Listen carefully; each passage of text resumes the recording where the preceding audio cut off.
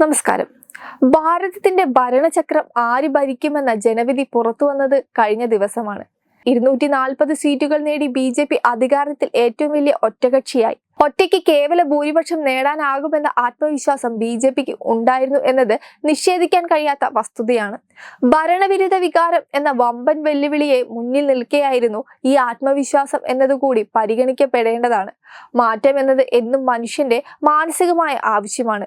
ലഭിക്കുന്നത് എത്ര നല്ലതാണെങ്കിലും കുറച്ചു കഴിഞ്ഞാൽ അവൻ മറ്റൊന്ന് ആഗ്രഹിക്കും. വീട്ടിൽ ലഭിക്കുന്ന ഭക്ഷണം എത്ര നല്ലതാണെങ്കിലും അവൻ ഹോട്ടൽ ഭക്ഷണം തേടി പോകും. അതൊരിക്കലും വീട്ടിൽ തയ്യാറാക്കുന്ന ഭക്ഷണം നല്ലതല്ലാത്തത് കൊണ്ടോ ആരോഗ്യകരമല്ലാത്തത് കൊണ്ടോ അല്ല. ഈ സൈക്കോളജിയാണ് മറ്റൊരു തരത്തിൽ ഭരണവിരുദ്ധത എന്ന് പറയാം. അങ്ങനെ ഒരു തരംഗത്തിനെ അതിജീവിച്ച് BJP നേടിയ ഉയർന്ന സീറ്റ് നില എന്നത് കഴിഞ്ഞ 10 വർഷം രാജ്യത്ത് നടപ്പിലാക്കിയ വികസന പദ്ധതികളുടെ അംഗീകാരമാണ്. കേരളത്തിൽ ഇത്തവണ ചരിത്രപരമായ വിജയം നേടിയെടുക്കാനും പാർട്ടിക്ക് ഇത്തവണ സാധിച്ചു. തൃശൂരിൽ നിന്ന് സുരേഷ് ഗോപി ലോക്സഭയിലെത്തുന്നത് 3.25 ലക്ഷത്തോളം വോട്ടുകളുടെ ഭൂരിപക്ഷത്തിലാണ്. BJP കേരളത്തിൽ അക്കൗണ്ട് തുറക്കുകയാണെങ്കിൽ അതൊരു ബാങ്ക് അക്കൗണ്ട് ആയിരിക്കുമെന്ന് പരിഹസിച്ച K മുരളീധരനെ 3-ാം സ്ഥാനത്തേക്ക് വീഴ്ത്തിയായിരുന്നു സുരേഷ് ഗോപിയുടെ അധികാര ജയം. മറ്റൊരിടത്തും താമര വിരിക്കാൻ സാധിച്ചില്ലെങ്കിലും തോറ്റ BJP സ്ഥാനാർത്ഥികൾ യഥാർത്ഥത്തിൽ തോറ്റവരാണോ എന്ന ചോദ്യം പ്രസക്തമാണ്. കാരണം പല മണ്ഡലങ്ങളിലും വോട്ട് വിഹിതത്തിൽ വമ്പൻ വർധനയാണ് ഉണ്ടായിരിക്കുന്നത്. ചില നിയോജക മണ്ഡലങ്ങളിൽ ഒന്നാമതെത്താനും പാർട്ടിക്ക് സാധിച്ചു. ആറ്റിങ്ങലിൽ 2019 ശോഭാ സുരേന്ദ്രൻ നേടിയതിനേക്കാൾ കൂടുതൽ വോട്ടുകൾ ഇത്തവണ V മുരളീധരന് നേടാനായി. ശോഭാ സുരേന്ദ്രൻ 2,48,081 വോട്ടുകളാണ് നേടിയെങ്കിൽ V മുരളീധരന് ഇത്തവണ 3,11,459 ഉയർത്താനായി. ശക്തമായ ത്രികോണ മത്സരത്തിൽ 1-ാം സ്ഥാനത്തെത്തിയ അടൂർ പ്രകാശിന് ലഭിച്ച വോട്ടുകളേക്കാൾ 16,394 വോട്ടുകൾക്ക് മാത്രം പിന്നിലാണ് V മുരളീധരൻ ഫിനിഷ് ചെയ്തത്. അവസാന നിമിഷം വരെ കനത്ത മത്സരം നൽകിയാണ് രാജീവ് ചന്ദ്രശേഖർ ശശി തരൂരിനോട് പരാജയപ്പെട്ടത്. 16,077 വോട്ടുകൾക്കായിരുന്നു BJP സ്ഥാനാർത്ഥിയുടെ പരാജയം. ശശി തരൂരിന് 3,58,155 വോട്ടുകളും രാജീവിന് 3,42,078 വോട്ടുകളുമാണ് ലഭിച്ചത്. 2019 കുമ്മനം രാജശേഖരൻ 3,16,142 വോട്ടുകളാണ് നേടിയത്.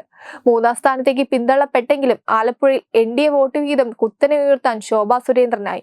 2,93,648 വോട്ടുകളാണ് ശോഭ നേടിയത്. 28.37% വോട്ടുകളാണ് ശോഭ നേടിയത്. 2019 ലോക്സഭാ തെരഞ്ഞെടുപ്പിൽ NDA സ്ഥാനാർത്ഥി നേടിയത് 17.24% വോട്ടാണെങ്കിൽ ഇത്തവണ 11.13% വോട്ട് അധികമാണ് ശോഭാ സുരേന്ദ്രൻ നേടിയിരിക്കുന്നത്. സംസ്ഥാനത്ത് BJP വോട്ട് ശതമാനത്തിൽ ഏറ്റവും കൂടുതൽ വർധന നേടിയ മണ്ഡലം കൂടിയാണ് ആലപ്പുഴ. ആലപ്പുഴയിൽ NDAയുടെ വോട്ട് കഴിഞ്ഞ തവണത്തേക്കാൾ 1.07 ലക്ഷം വർദ്ധിച്ചു.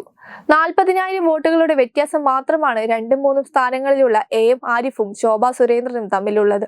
നേമം, കഴക്കൂട്ടം, വട്ടിയൂർക്കാവ്, ആറ്റിങ്ങൽ, കാട്ടാക്കട, തൃശൂർ, ഒല്ലൂർ, നാട്ടിക, ഇരിങ്ങാലക്കുട, പുതുക്കാട്, മണലൂർ നിയോജക മണ്ഡലങ്ങളിൽ 1-ാം സ്ഥാനത്തും തിരുവനന്തപുരം, കോവളം, നെയ്യാറ്റിങ്കര, ഹരിപ്പാട്, കായംകുളം, പാലക്കാട്, മഞ്ചേശ്വരം, കാസർഗോഡ് നിയോജക മണ്ഡലങ്ങളിൽ 2-ാം സ്ഥാനത്തും BJP എത്തി.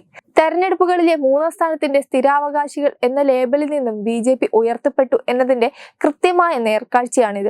ക്ഷേമ പെൻഷൻ മുടങ്ങുന്നതിന് കാരണം കേന്ദ്ര സർക്കാരാണെന്ന കടുത്ത ദുർപ്രചാരണം നടന്നിട്ടും BJPക്ക് ലഭിച്ച ഉയർന്ന വോട്ട് വിഹിതം ചൂണ്ടിക്കാട്ടുന്നതും ഇത് തന്നെയാണ്.